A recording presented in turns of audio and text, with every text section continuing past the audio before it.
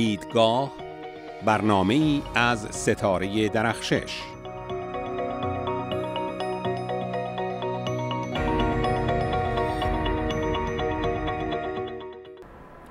با سلام. به دیدگاه این هفته خوش آمدید. شنبه 10 مارس 2012، 20 اسفند ماه 1390. من ستاره درخشش هستم. برنامه امشب ما به زنان در جهان اختصاص دارد. نه تنها به خاطر روز جهانی زن که در 8 مارس برگزار شد، بلکه به این دلیل که به طور کلی پیشرفت زنان در هر اجتماعی بر روی آحاد مردم تأثیر می‌گذارد. یکی از ارجمندترین مواد اعلامیه جهانی حقوق بشر که در دسامبر 1948 برابر با آذر ماه 1327 منتشر شد، تساوی کامل حقوق زن و مرد در تمام شئون اجتماعی را در بر می‌گرفت. نمایندگان ملت‌های عضو سازمان ملل مفاد اعلامیه را تصویب کردند. در ایران به دنبال انقلاب 57 از جمله حق قضاوت، حق تحصیل در برخی رشته‌ها، حق احراز برخی مشاغل، حق انتخاب پوشش و غیره از زنان سلب شد و در مورد حضانت و سرپرستی کودکان مادران حقوق انسانی خود را از دست دادند. اما در امریکا در سال 2009 به ابتکار پرزیدنت اوباما سمت جدیدی با عنوان سفیر سیار مسائل جهانی زنان ایجاد شد. امشب گفتگویی داریم با ملانی ورویر، فردی که عهدهدار این مسئولیت است. همچنین دیدگاه یک سناتور امریکایی را در مورد مشارکت سیاسی زنان در امریکا جویا می‌شویم. و در گفتگویم با کمیسر عالی حقوق بشر سازمان ملل متحد از وی درباره چالش‌های او به عنوان زنی که در جامعه آپارتاید افریقای جنوبی بزرگ شد سوال می‌کنم. دیدگاه امشب را در اینجا با گزارش مراسمی آغاز می‌کنیم که در روز پنجشنبه 8 مارس، روز جهانی زن، در وزارت خارجه امریکا با حضور میشل اوباما، بانوی اول امریکا، و هیلاری کلینتون، وزیر خارجه، در قدردانی از زنانی برگزار شد که در عرصه‌های مختلف در سراسر جهان نقش مؤثری ایفا کردند. در روز جهانی زن، میشل اوباما، بانوی اول امریکا، در مراسمی که در وزارت خارجه با میزبانی هیلاری کلینتون، وزیر امور خارجه، برگزار شد شرکت کرد. این مراسم همه ساله برای اهدای جایزه شهامت از سوی وزیر خارجه به زنانی داده می شود که به دلیل مشارکت خود در پیشبرد حقوق زنان تلاش می کنند و برخی نیز حتی جان خود را در راه مبارزه برای احقاق حقوقشان به خطر می اندازند. در این مراسم 10 زن از کشورهای گوناگون به دریافت این مدال نائل آمدند. آنها با اینکه از نقاط مختلف میآیند، اما در یک مورد با هم همراهند: شهامت و رهبری قابل تحسینی از خود نشان داده و برای بهتر کردن زندگی زنان در چارچوب سیاسی، اقتصادی و اجتماعی در سال گذشته تلاش کردند. آنها در راه مبارزه با فساد تلاش کردند، در راه پایان دادن به سرکوب، علیه خشونت، فقر، تبعیض و عدم مساوات مبارزه کرده و تلاش کردند صدایشان را به گوش جهانیان برسانند. 2 برنده جایزه صلح نوبل سال 2012 نیز در این مراسم حضور داشتند: توکل کاروان، فعال یمنی، و لیما بوی، فعال لیبریا. ما از این 10 تن که یک خبرنگار، یک عضو پارلمان و یک افسر پلیس نیز در میانشان است، به خاطر مبارزه برای احقاق حقوق سیاسی و انسانی زنان قدردانی می‌کنیم. A woman of courage in her own right, the Secretary of State, Hillary Clinton.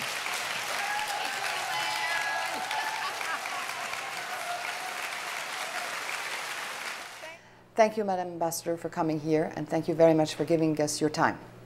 It's my pleasure indeed. Madam Ambassador, let's talk about women's rights. How could we make در جوامع مردسالار زنان عادی چطور می توانند حقشان را احقاق کنند؟ در برخی از فقیرترین مناطق زنان ممکن است اعلامیه جهانی حقوق بشر به گوششان نخورده باشد. حقوق انسان مشروط به محل زندگی یا مذهب یا وضعیت اقتصادیش نیست. با این همه شما کاملا حق دارید. زنان بسیاری هستند که خبر ندارند می توانند برای تغییر وضعیت و شرایطشان کارهایی بکنند. به همین خاطر برنامه‌هایی به اجرا گذاشته شده، برنامه‌هایی برای برخورد با عواقب شرایطی مثل خشونت علیه زنان، پناهگاه‌هایی برای زنان و درمان مشکلات سلامتی آنها. و البته آموزش حقوق به معنای کامل کلمه، یعنی اینکه زنان درک کنند برای مقابله با این وضعیت‌ها قوانینی وضع شده، شرایطی هست که باید اجرا شود و آنها می‌توانند در موقعیتی متفاوت از آنچه که اکنون دارند قرار گیرند. و من فکر می‌کنم که این قبیل برنامه‌ها جزو بهترین کارهایی است که می‌بینیم در گوشه و کنار دنیا انجام می‌شود.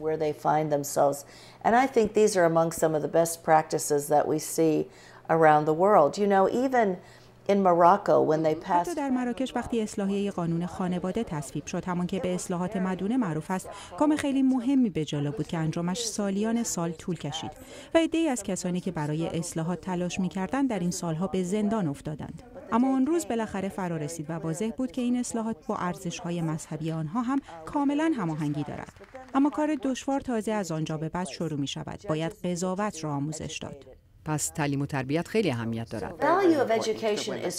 آموزش ارزش حیاتی دارد و نمی شود آموزش و آگاهی از حقوق را از هم جدا کرد. کار در روستاها و مناطقی که زنان نمی دانند چطور شرایط خودشان را ارتقا بدهند هم اهمیت حیاتی دارد. داستان بسیار جالبی است در مورد مختار مای که شاید شما هم یادتان بیاید. این زن پاکستانی بعد از اینکه به طرز وحشتناکی از سوی یک گروه تبهکار مورد تجاوز قرار گرفت، تمام شهامتش را جمع کرد تا کاری برای خودش بکند. من ازش پرسیدم چطور جرأتش را پیدا کردی؟ با همان مبالغ اندک کاری کرد که درسی است برای همه. یک مدرسه پسرانه و یک مدرسه دخترانه در روستایش درست کرد. وقتی ازش پرسیدن چرا این کار را کردی، گفت چون بدون آموزش هرگز هیچ چیزی عوض نمی شود. She said because nothing will ever change without education. Now you mentioned Pakistan. There is a new movie. به پاکستان اشاره کردید. اخیراً یک فیلم پاکستانی درباره زنانی که قربانی اسیدپاشی شده‌اند توجه جهانیان را به این مسئله جلب کرده. उसने एक सेकंड नहीं लगाया, एक सेकंड में मेरी जिंदगी बर्बाद कर दी. So when I heard about the acid violence in my homeland, I said I must do something. پاکستان امسال نخستین جایزه اسکار را برای یک فیلم مستند درباره خشونت‌هایی که در جامعه نسبت به زنان اعمال می‌شود دریافت کرد. نه فقط در پاکستان، بلکه در بسیاری از نقاط جنوب آسیا و در دیگر بخش‌های خاورمیانه نیز اقدامی علیه اسیدپاشی نمی‌شود. این فیلم به عواقب وحشتناک این عمل وحشیانه و تلاش‌های یک جراح پلاستیک متعهد برای کمک به قربانیان اسیدپاشی می‌پردازد. فیلم همچنین کمپین موفقیت‌آمیز زنان را در به تصویب رساندن قانونی نشان می‌دهد که این اقدام خشونت‌آمیز را جنایت محسوب می‌کند.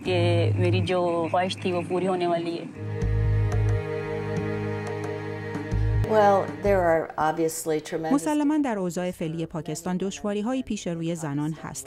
اسیدپاشی روی زنان یک مسئله جدی است. صورت قربانی چنان از ریخ می‌افتد که مسیر زندگیش عوض می‌شود. و فکر می‌کنم که برای اولین بار آنچه که واقعاً توجه را جلب می‌کرد این واقعیت بود که قربانی‌ها مایل بودند و می‌توانستند درباره وضعیتشان حرف بزنند. شهامت گفتگو درباره آن را داشتند.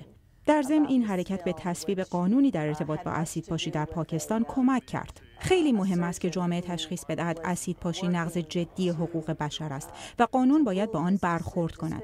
بنابراین این فیلم مستند تا اینجا تاثیرگذار بوده و می‌تواند تاثیر بیشتری داشته باشد. There have been cases of acid attacks in Iran also. I wanted to get your assessment on the situation of در ایران هم مواردی از اسیدپاشی بوده. میخواستم ارزیابی شما را از وضعیت کنونی زنان در ایران جویا شوم. میدانید زنان همواره در عرصه‌های مختلف با وجود محدودیت‌ها فعال بودند. فکر می‌کنم زنان ایران در خط مقدم تلاش برای پیشرفت و دگرگونی در جامعهشان هستند. چهره ندا هنوز در جلوی چشمان من است. کمپین 1 میلیون امضا تلاش دیگر زنان ایران بود. دولت ایران به انواع مختلف به آن واکنش نشان داد، ولی باز هم گروه‌های کثیری از زنان ایران به خیابان‌ها ریختند تا برای به رسمیت شناختن و حمایت از حقوقشان و اصلاحات اساسی در قانون امضا جمع‌آوری کنند. به نظر من بسیاری از زنان ایران نمونه شهامت آنها رهبر و جلودار مبارزه و بیشک الهام بخش بسیاری از زنان جهان بودند. زنان خاورمیانه و شمال افریقا در روند شکلگیری جنبش موسوم به بهار عرب علیرغم سرکوب نیروهای امنیتی نقش مهمی داشتند. در گزارش الیزابت آرت، خبرنگار صدای آمریکا از سنا، پایتخت یمن، نمونه دیگری از شهامت و فعالیت زنان در خط مقدم مبارزه برای ایجاد تغییر در جامعه را می‌بینیم. بخش زیادی از فیلم‌ها و تصاویری را که جهان در ارتباط با قیام‌های بهار عرب به مشاهده نشسته، در واقع به همت خود مردم تهیه شده است. نادیا عبدالله اهل یمن و ساکن صنعا از پنجره کوچک اتاق خود تمامی دگرگونی‌های بزرگ میدان صنعا را از ابتدا تا انتها دیده است. پدرم یه دوربین بهم داد و گفت این برای اینه که اگر احیانا به مردم حمله کردن فیلمشون رو بتونیم به دست رسانه‌ها برسونیم. نادیا میگوید این کار برای شخصیت محافظه‌کاری چون پدر او قدم بسیار شجاعانه و مهمی تلقی میشد. اصلا تصور نمی‌کردم که پدرم، برادرم یا خانواده‌ام بذارن من پامو اون هم با دوربین از در خونه بیرون بذارم و با مردم مصاحبه کنم. چنین چیزی به هیچ وجه با هنجارها و سنت‌های جامعه ما جور در نمیاد. سنت‌های ما بسیار بسته و محافظه‌کارانه است. یه زن اصلا درست نیست به تنهایی در محافل عمومی ظاهر بشه. اما صدای انقلاب در زیر پنجره خانه نادیا را به خود فراخواند. نادیا میگوید انقلاب همه چیز و همه کس، حتی پدر او را دگرگون کرد، چون پدر دخترش را تشویق کرد برای پیوستن به انقلاب به خیابان برود. نادیا موفق شده از همه صحنه‌های نفسگیر سرکوب‌های مردم به دست سربازان دولت هم عکس بگیرد و هم فیلم برداری کند. من شروع کردم اخبار رو دنبال کنم و از همه کنفرانس‌ها، برنامه‌ها و اعتراضات داخل و خارج میدان صنعا فیلم برداری کردم. نادیا میگوید تصمیم گرفته بود تصاویر و صحنه‌های واقعی تظاهرات و اوباشان دولت را نشان دهد. در فرجام معترضان و خبرنگاران برخاسته از دل مردم چون نادیا با رساندن صدای خود به گوش مردم جهان حکومت‌های چندین و چند ساله خود را سرنگون کردند.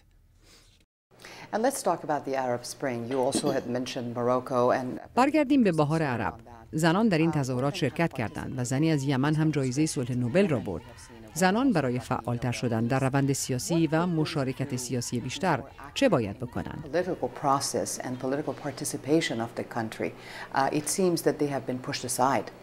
Well, I think there have been different situations that have فکر می‌کنم بعد از به اصطلاح بهار عرب موقعیت در مصر، لیبی و تونس متفاوت بود. الان در تونس 1/3 نمایندگان پارلمان زن هستند.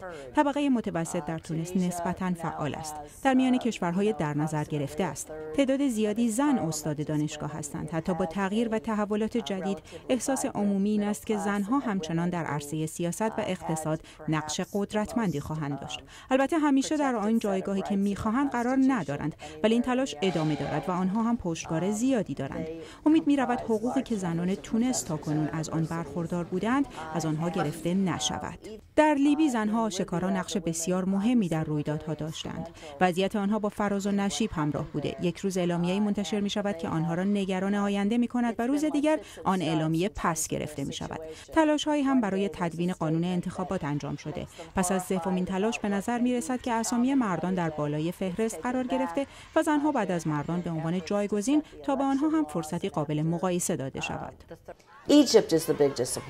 اما مصر شدیداً مایه دلسردی است. آنچه که در مصر اتفاق افتاد، زنان در میدان تحریر شانه به شانه مردان بودند. نفوذ و تاثیر بسیار مثبتی داشتند و به نظر می‌رسد از شروع به کار دولت انتقالی همه تلاش‌ها در جهت عقب راندن آنها از صحنه است. عقبگردهای بسیاری بوده و فکر می‌کنم بعد از انتخابات اخیر تعداد زنان در پارلمان بیش از 8 نفر نباشد. چه پیامی برای زنان به ویژه در کشورهای رو به رشد دارید؟ پیام من به همه آنها این است که پشتکار داشته باشند، استقامت و شجاعت داشته باشند، به ارزش خودشان و دگرگونی که می توانند ایجاد کنند آگاهی داشته باشند. دنیای ما به خاطر زنانی که در صف مقدم برای ایجاد دگرگونی تلاش می کنند هر روز در حال تغییر و تحولات مثبت است. روز زن به همه زنان مبارک باد. نه فقط 8 مارس بلکه هر روز روز خوبی برایتان آرزو می کنم. اولین تظاهرات زنان علیه حجاب اجباری در تهران، اندکی بعد از خروج شاه و ورود آیت الله خمینی به ایران. ما بچه‌هامون درس خوندن میخوان آزاد باشن. زور زنان به حکومت مرد سالار آن روزها نرسید.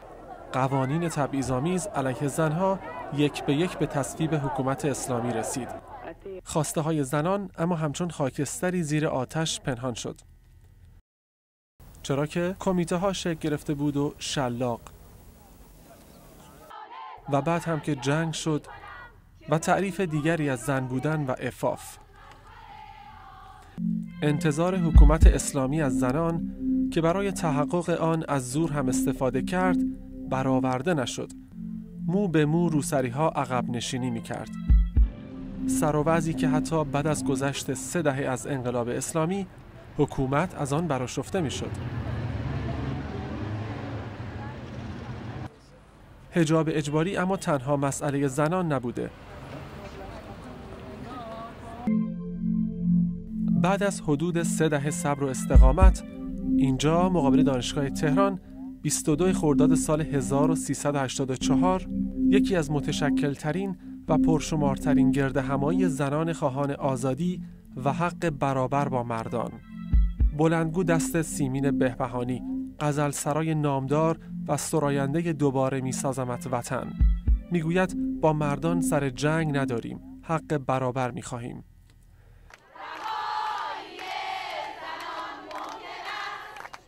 و مدتی بعد در اینجا در پارک دانشجو مطالباتی که از گلوی فعالان سرشناس زنان فریاد می شود.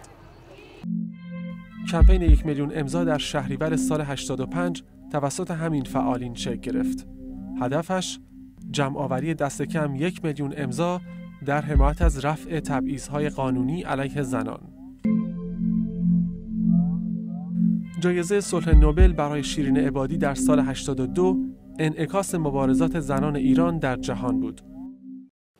خانم ستوده صرفاً به خاطر دفاع از موکلینش الان در زندان و تحت حالا صدای زنان ایران رساتر شنیده می شود.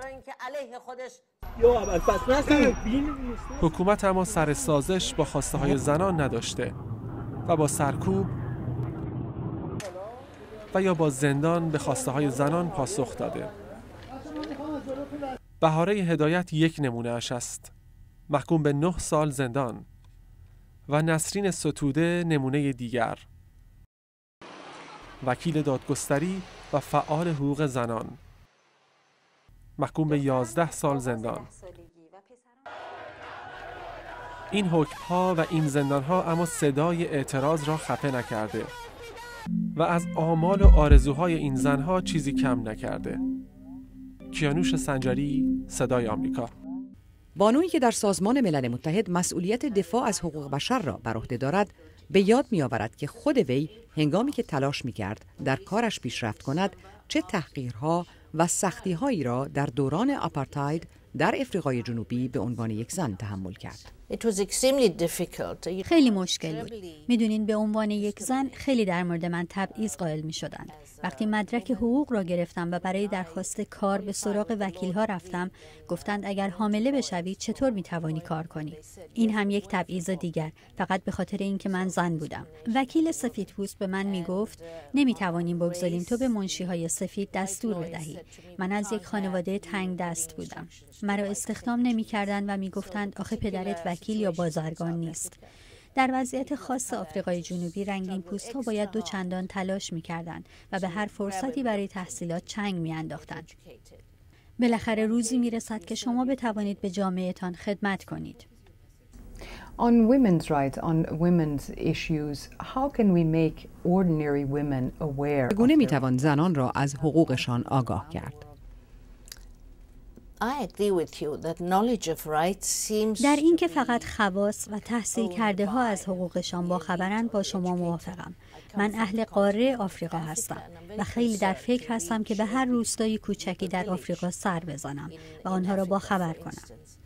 مکانیزم جدید را در شبکه‌های اجتماعی می‌بینم. زمینه برای منتشر کردن پیام ما امیدوار کننده است.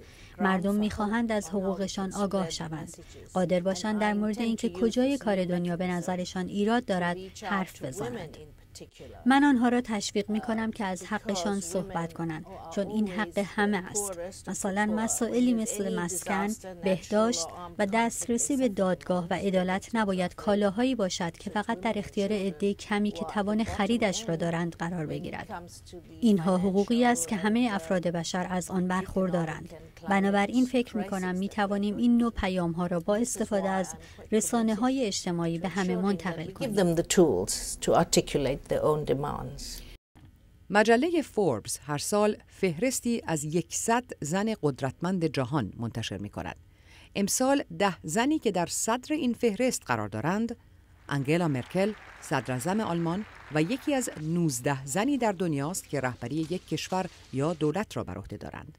هیلاری کلینتون، وزیر خارجه امریکا، دیلما روسف، رئیس جمهوری برزیل، ایندرا نویی، رئیس کمپانی پپسی، شریل سندبرگ، رئیس فیسبوک، ملیندا گیتس، عضو هیئت رئیسه بنیاد بیل و ملیندا گیتس، سونیا گاندی، رئیس حزب ملی کنگره هند، میشل اوباما، بانوی اول امریکا، کریستین لگارد، مدیر صندوق بین المللی پول و آیرین روزنفلد، رئیس کمپانی امریکایی مواد غذایی کرافت. نیمی از جمعیت جهان را زنان تشکیل می‌دهند.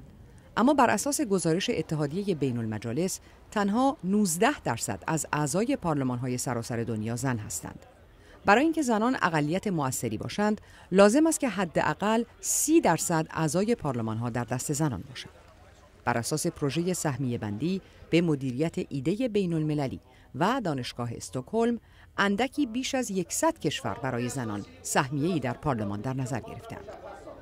به عنوان نمونه در افغانستان تقریباً 30% کرسی‌های پارلمان برای زنان در نظر گرفته شده، اما در کشورهای مردسالار و محافظه‌کار حضور زنان با توان واقعیشان برابری نمی‌کند. اما مشارکت و حضور زنان در عرصه سیاسی در امریکا چگونه است؟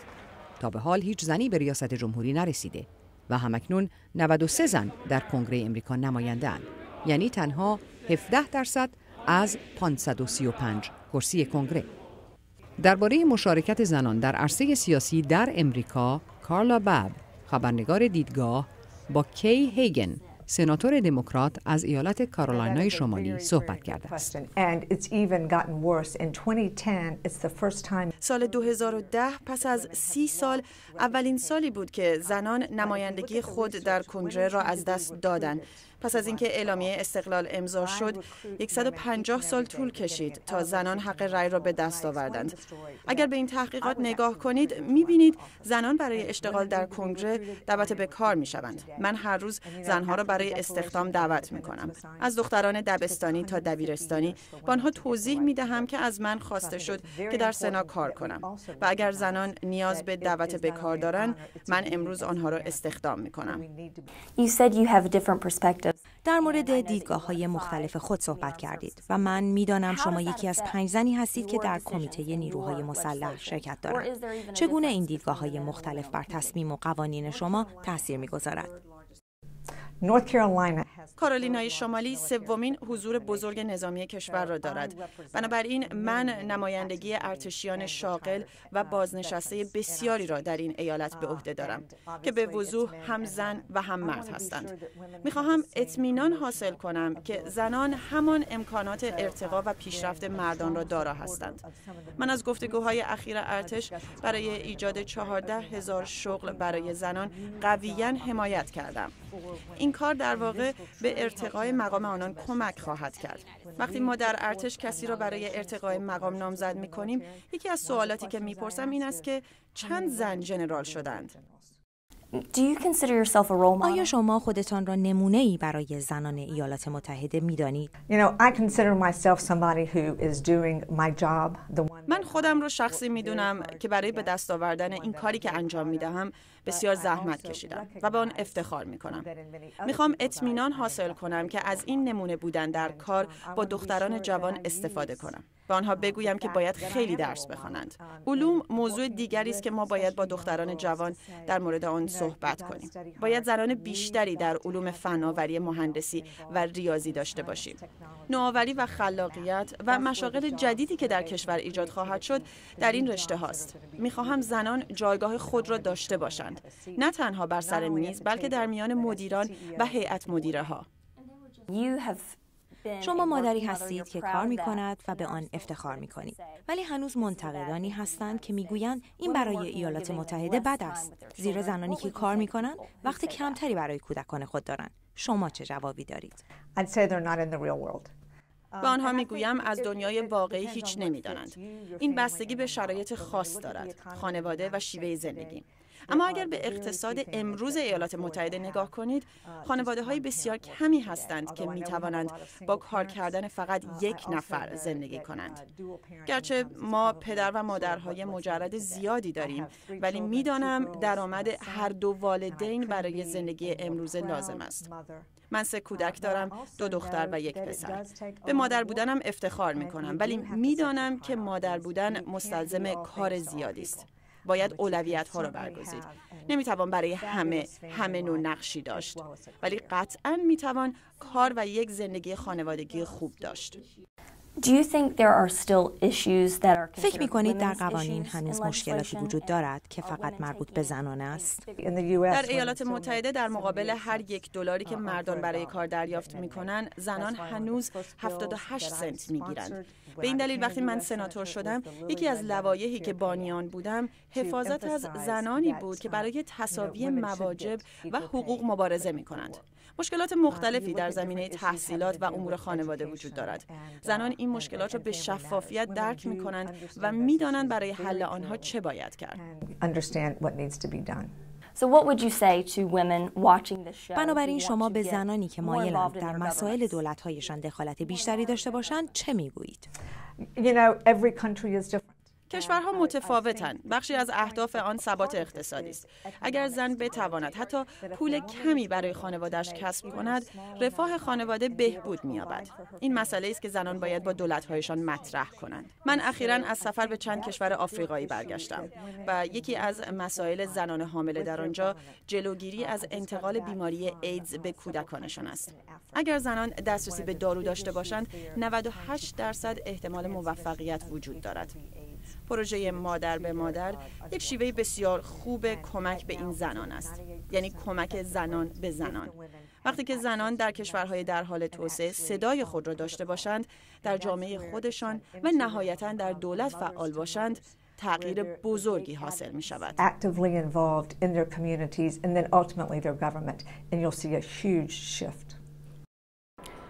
دیدگاه در اینجا به پایان می رسد. هفته آینده به موضوع حقوق بشر می پردازیم. و کلام آخر در برنامه امشب از یک زن جوان اهل یمن.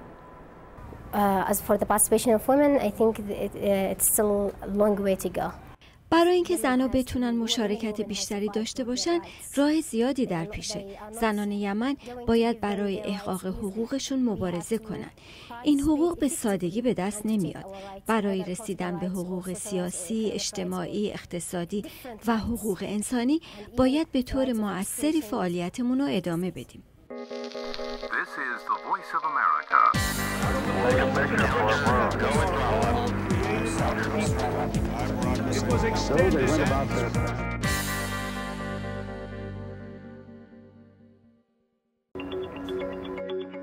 با برنامه دیدگاه از طریق ایمیل، توییتر و فیسبوک در تماس باشید و دیدگاه‌های خود را مطرح کنید.